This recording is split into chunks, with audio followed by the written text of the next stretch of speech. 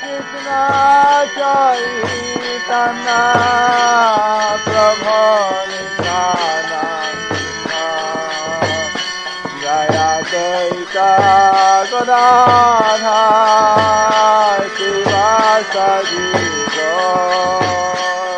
The following is a lecture given by His Holiness Jayapataka Swami on December 16, 1983 in Atlanta, Georgia. The class begins with a reading from the Sri Caitanya Caritāmṛta, Ādi-līlā, chapter 9, verse 42 and 43.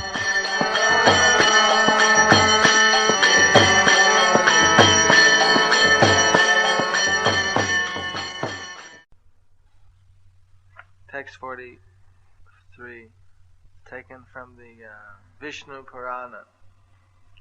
Praninam upakaraya yadeveha paratracha karmana manasa vacha tat eva matiman bhajet.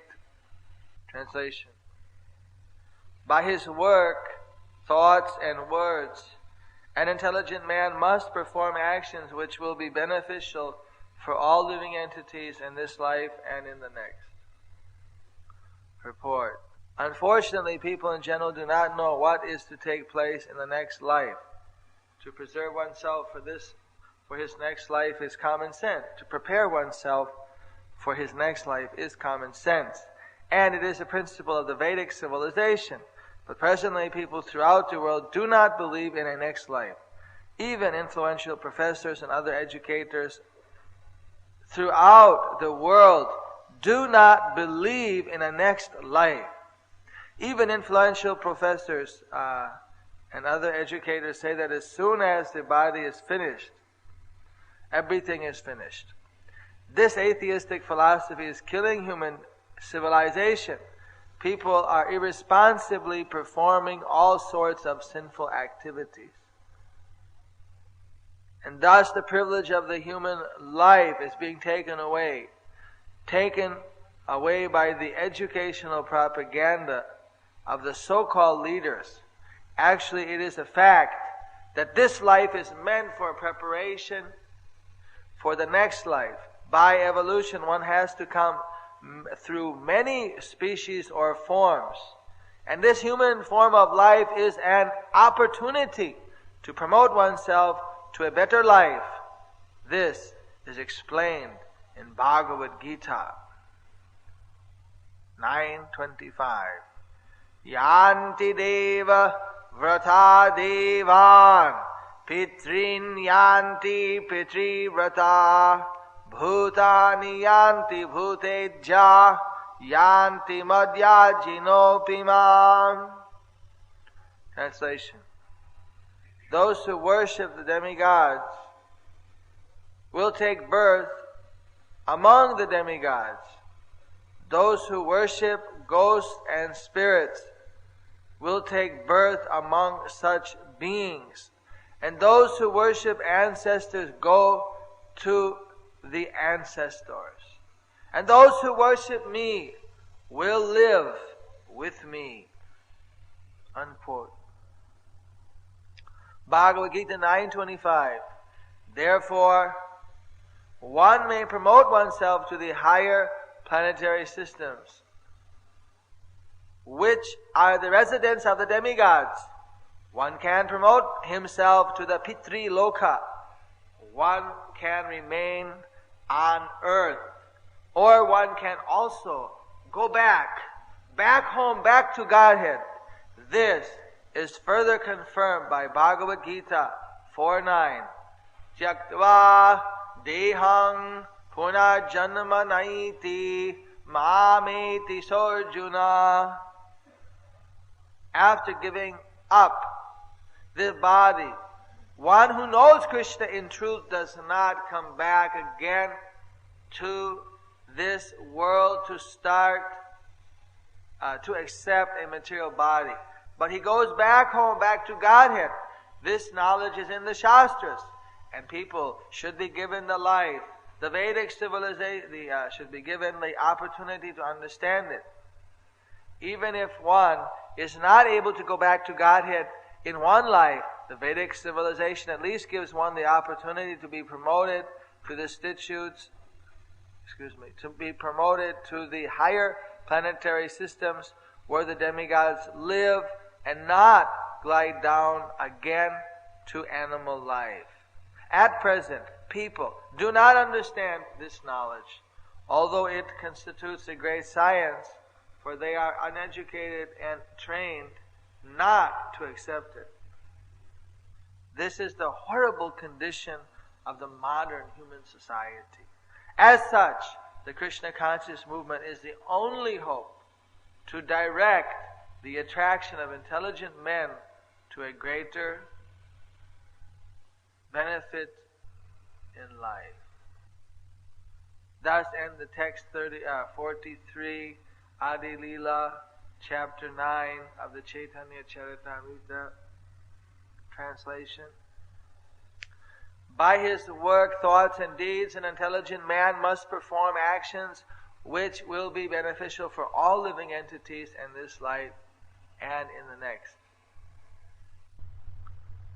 So just as the Bible says, as you sow, so shall thee reap, or something like that. Basically, a person is eligible to get a particular kind of body according to the activities that one has performed. So that means the body is basically a product of our karma. According to the amount of karma we perform of a different type, we'll get a particular body, we'll have certain desires, and to fulfill those desires, a particular body will be given. So if we learn to live in Krishna, not to desire sense gratification, but rather to live in Krishna consciousness, then we go back to Krishna. And rather, if we fix our mind in Hindu consciousness, or Christian consciousness, or this consciousness, or father consciousness, or country consciousness, some type of limited consciousness other than pure devotional service, even if it's mukti, or siddhi, mystic power, or fruitive activities, then as a result, we get stuck up on the material platform. We go to that particular destination which is appropriate. Jayapataka Swami Maharaj. This is the basic mercy that Krishna gives. According to how you desire, He satisfies. So therefore one has to be very careful how one is desiring.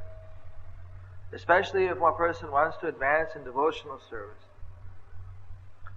Then very scrutinizingly, very meticulously, one has to refine the desires.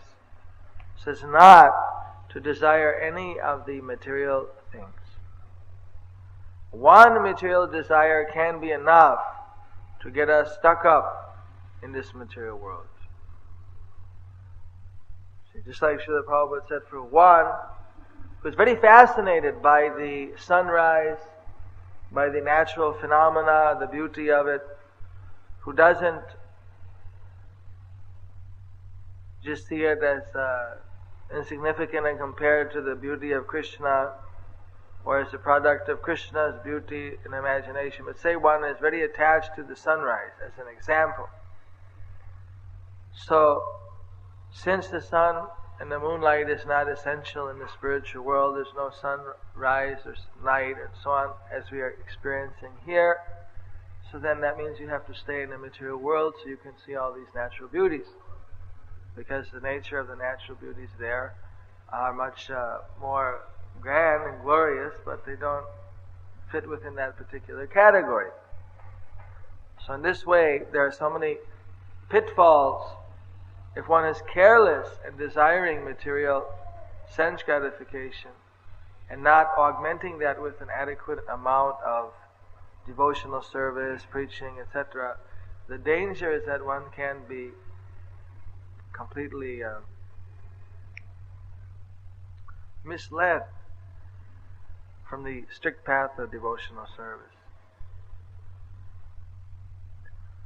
Yesterday when I was talking to different devotees, they were expressing how they're having so many realizations about Krishna consciousness. Some of the devotees are distributing, most of them are, of course, collecting. One distributor was mentioning how when distributing books in the airport and approaching people and giving them a, what do you call it, lollipop or candy cane or something, whatever they give, that there were three very conservative looking businessmen standing there, and sometimes they tend to be a bit aloof, but in this case they were quite friendly. They all gave a small donation, a couple dollars, $50. And one said, "Oh, I know Krishna." Gave them a coming back, science of reincarnation. "Oh, I know about Krishna." Then that party met up with the other party in their city and was standing there with the whole party, about 9-10 people, watching the devotee engaging in book distribution. And they were enjoying it. So that person that said, "Oh, I know Krishna," he came and said that you appear to be having a lot of bliss doing this. Could I try it? If you want to. So he approached people and he gave them the candy cane and requested them, and he sold 3 books right there in the airport. And he said, "Isn't this the highest bliss?" The distributor asked him. He said, "Yes, this is incomparable." And then he went off. So the Sankirtan movement is very contagious. If someone's a little bit non-envious, they can easily get a taste for it. They can become attracted. So normally people, their work, their thoughts, their words are performed simply for their own sense gratification. This morning I was translating from Srila Prabhupada's Vrindavani Bhajan, and there he very clearly states, using the example of Arjuna, that if somebody is fortunate enough to get the teachings of Krishna, you see, from either Krishna or his bona fide representative, and follow those teachings, then that person is as fortunate as Arjuna was.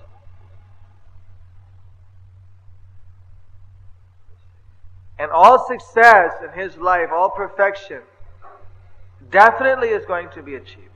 On the other hand, if you study the nomenclature of the battle of Kurukshetra, Arjuna was fighting against the Kurus, whose leader was Duryodhana. The Duryodhana, his motive was different than Arjuna's. Arjuna's motive was to please Krishna, to follow Krishna's order.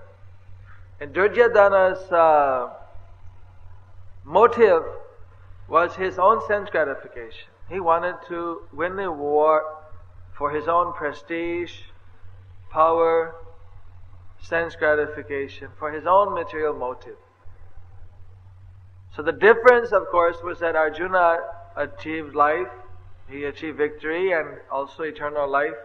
And Duryodhana, he died along with his entire family members. So here we're told by work, thoughts, and words, an intelligent man must perform actions which will be beneficial for all living entities in this life and in the next. That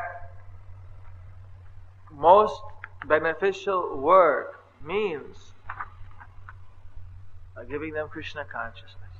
This is the most auspicious and beneficial work which can be done. But by acting in that type of a dedicated mood, one is not only benedicting oneself, but all the people that one is helping. They're getting a permanent benefit. So what is real intelligence? If one is working for one's own selfish interest, rather limited sense gratificatory interest, and if that is the cause of one's own destruction, then where is the value? It's not to one's real interest because we're not the body, so to act simply for the bodily sense gratification, not only does it ultimately lead the body to annihilation, but it drags the soul back again and again into repeated birth and death. Well, by acting for Krishna's satisfaction, then one is liberated from the bondage of material life, and one is actually brought into higher realms of spiritual understanding, satisfaction, and realization.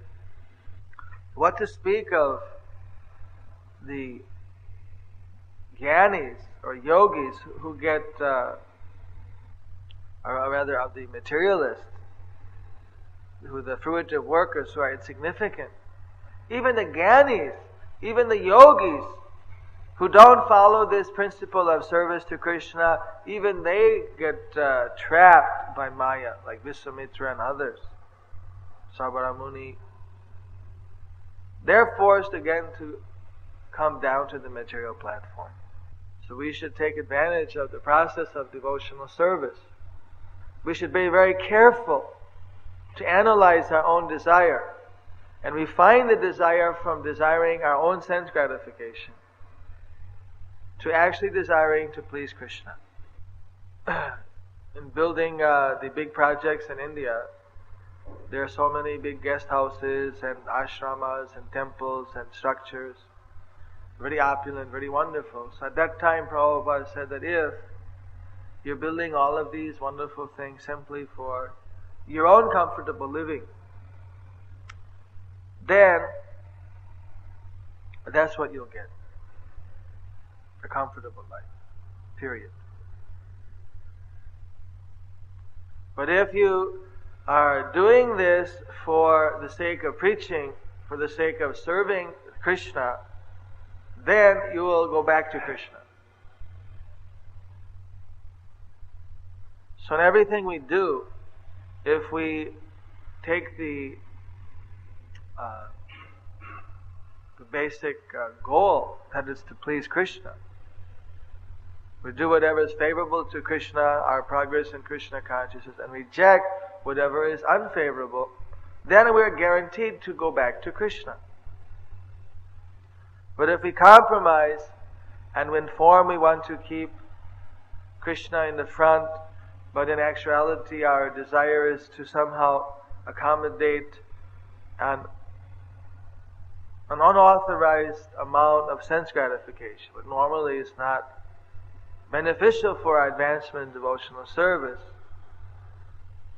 then in that case, Krishna might satisfy our desire, you see. But then we would be the loser to get that sense gratification in exchange for devotional service. It's like having some kind of a bond which is worth $1 million, but then prematurely we cash it in for $10. We can't wait. We want immediate prayas. We were discussing yesterday. Immediate, we want some sense gratification. So we should keep our mind fixed on the shreyas, on the ultimate benefit that we can achieve.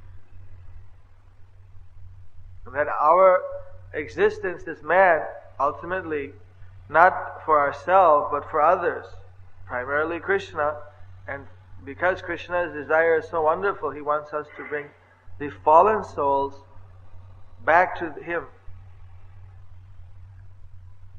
So while serving Krishna, people say in India all the time that service to man is service to God. But that's just the opposite. Actually, when one has service to God,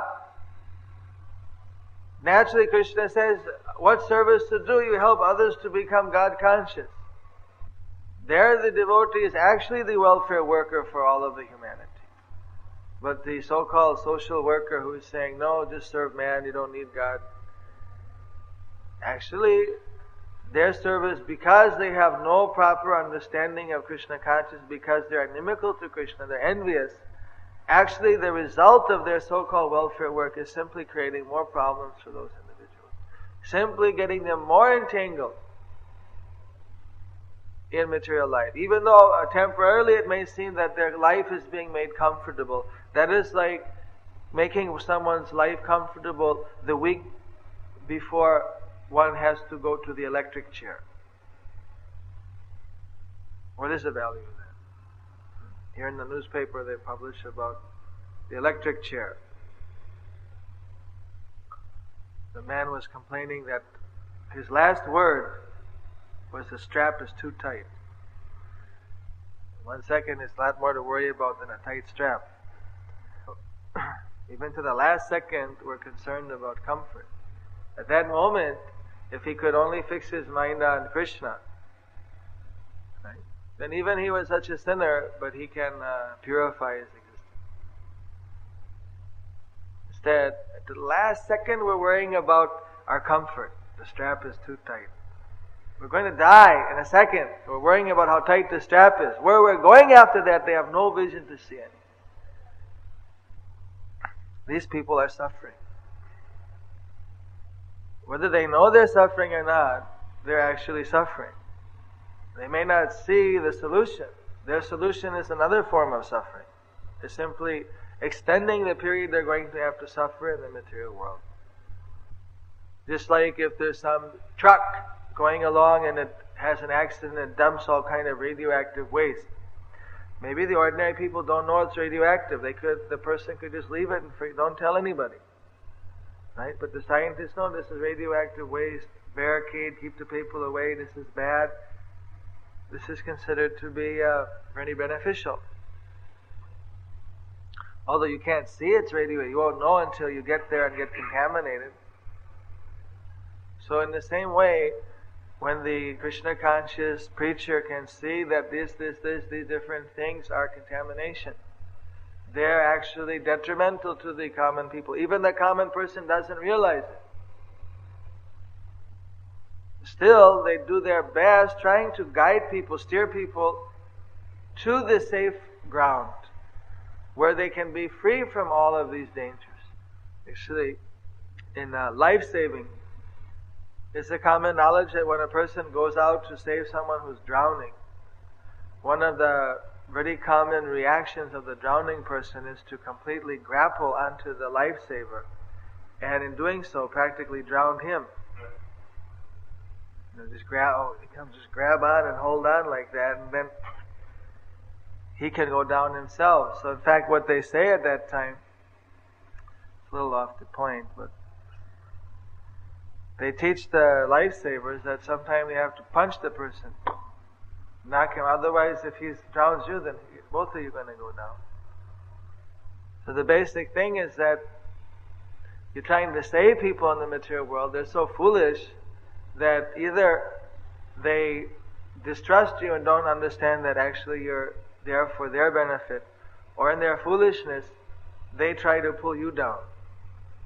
One thing or the next. So one has to, of course we don't punch them, but what we do is that we don't come down to the level of the people we preach to. We don't engage in activities just so we can relate better, we'll sit down and have a beer together or something. We don't do things like that. I mean, it's ridiculous. Although that's a very gross thing, of course you don't break the four regular principles. Even on more subtle levels, a preacher has to keep in his mind the distinction between his Krishna consciousness and the material consciousness of the other person one's preaching to. Otherwise, gradually the mentality of the very people you're preaching to starts to rub off. And then that can contaminate one and give one's own mentality more of a passionate or sense gratificatory kind of drive. Prabhupada said this is a danger of preaching to gross materialists, that their karma, their attitude, even if the karma is protected, but their attitude may wear off.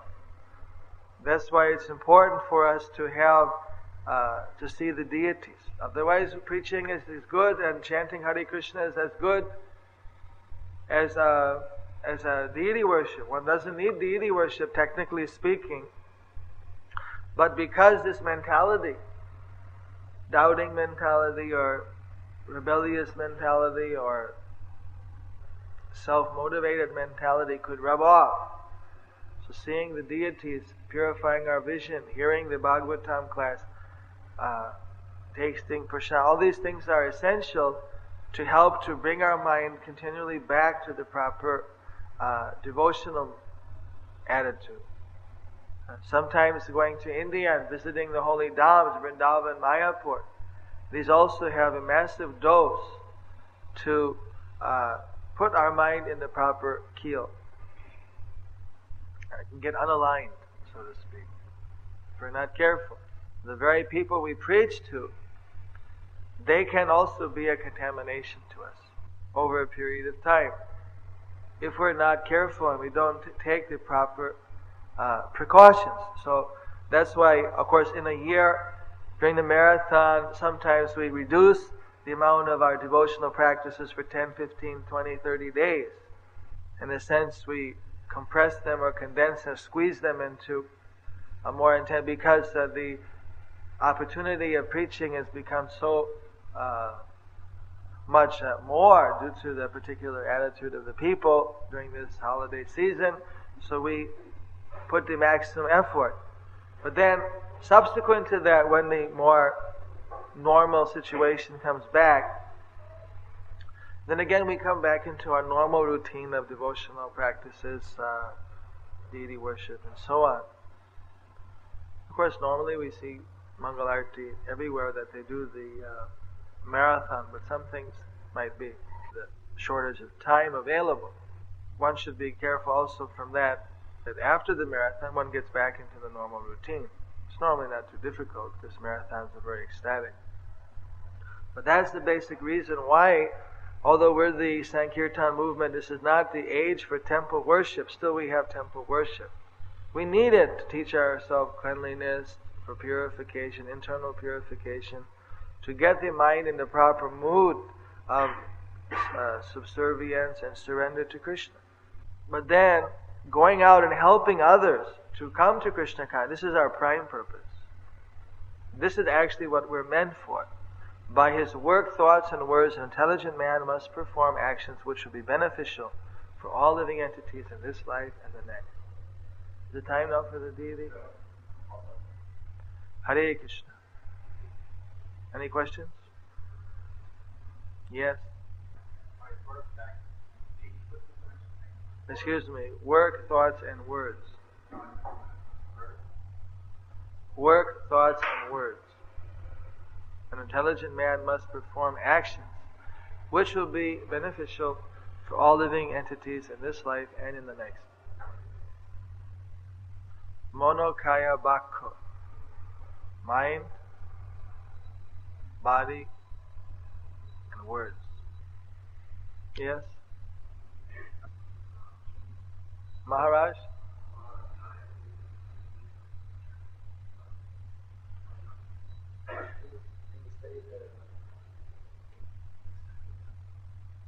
Normally the Brahmana accepts charity. With that they accept some of the karma of the people who give the charity. That's why in India some Brahmanas won't accept charity if a person is very sinful. Don't go to his house, won't accept charity. But because as devotees, whatever they give in charity, we give it to Krishna. So the devotee doesn't have to take any karma for the charity given, because there's no personal motive there. Motive is to benefit that person and to serve Krishna. Gives it to Krishna, and then from Krishna just takes whatever Krishna leaves on his plate. Lives in Krishna's house as a servant. So the sort of Vaishnava is a postgraduate stage even to the Brahmanas. Brahmanas have 12 qualities and the Vaishnavas have 13. Yes?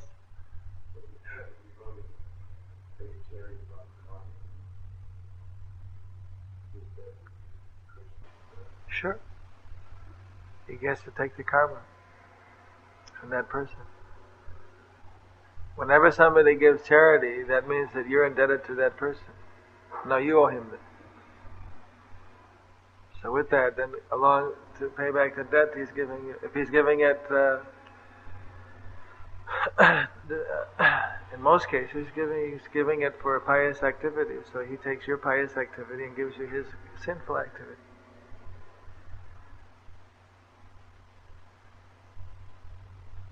Which is all right if you transfer it on to Krishna, because he's a Papa Bidham.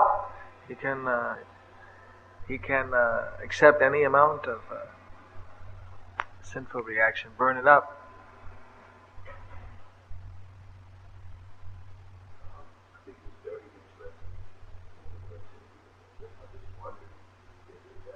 You can't hold them in the water forever and tread. You want to get them to the shore.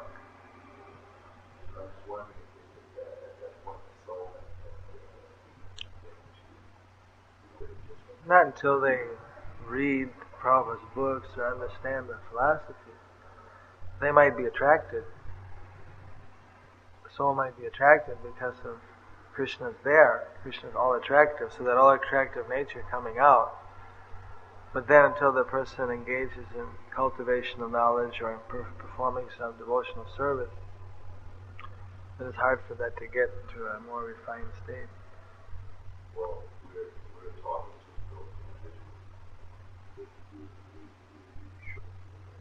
to Yeah, that's putting them in Krishna's orbit.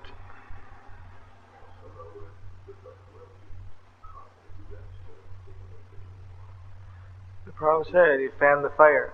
If there's a little bit of spark, you fan it.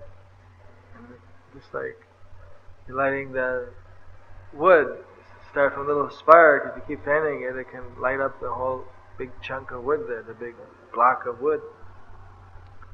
You have a little spark, you fan it. Was that your question?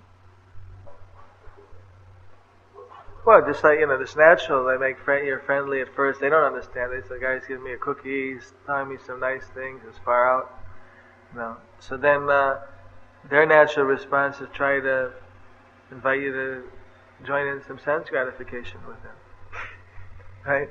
They don't know any better. But the preacher knows that you can't compromise on that. So then just tries to get the person to the dry ground, to some better understanding of Krishna consciousness, so they can get on their own feet, and then they don't have to be, just like you're in the ocean, so you'd lifesave everyone, but take them to the ship. So you're trying to take the person to the spiritual master, take the person to the deck of the ship, and then from there one can be taken, to the shore. So naturally one is trying to always bring a person to take shelter of more senior devotees, ultimately the spiritual master. To do that, then one has to preach and cultivate and let the person develop a little bit of faith in Krishna consciousness.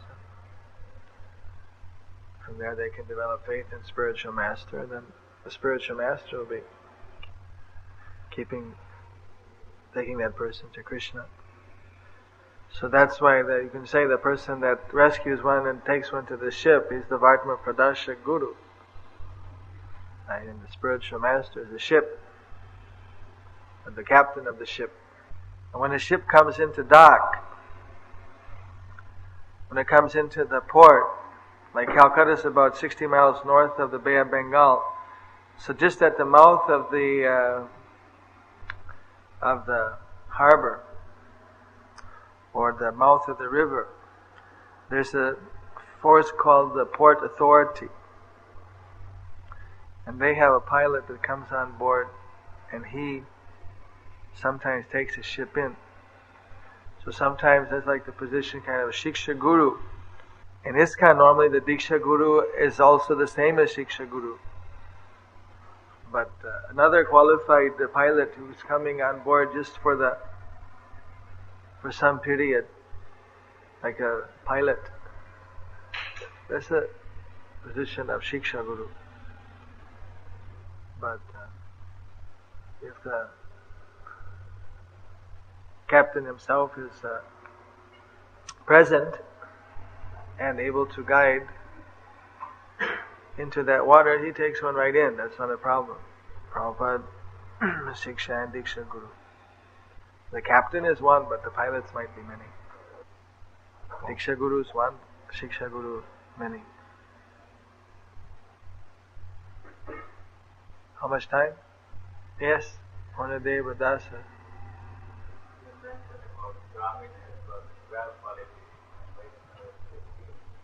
13. No, that's a separate list. No, in that you see that there's two separate lists. Like if you read in the Bhagavatam, it gives qualities of work of a Vaishya, Sudra, Kshatriya, Brahmana. So in the Gita it mentions 9, and in the Bhagavatam it mentions 12 qualities of a Brahmana. The additional quality the Vaishnava has is a devotion to Krishna. Pure devotion to Krishna. But in the other list of Krishna's 64 qualities, the demigods can have up to 50 of those 64 qualities. And we can also have up to 50 because we can also become a demigod. But the quantity would be considerably less. And some of the reserved qualities of Krishna, he may empower someone. That's why then they're called Shaktavesh. If they're having some power which normally is not allocated for the jivas, and the power which is normally allocated for the jivas, then that's called a vibhuti. So, Lord Shiva, he's an exception that he's greater than other demigods. He can have 55 of the 64 qualities. But greater than Shiva is Narayana, who can have 60. And greater than Narayana, of course, is the Supreme Krishna. He has 64. Him and also Balaram have both 64. And Rama, somewhere between Narayana and Krishna. I think now there's no time, right?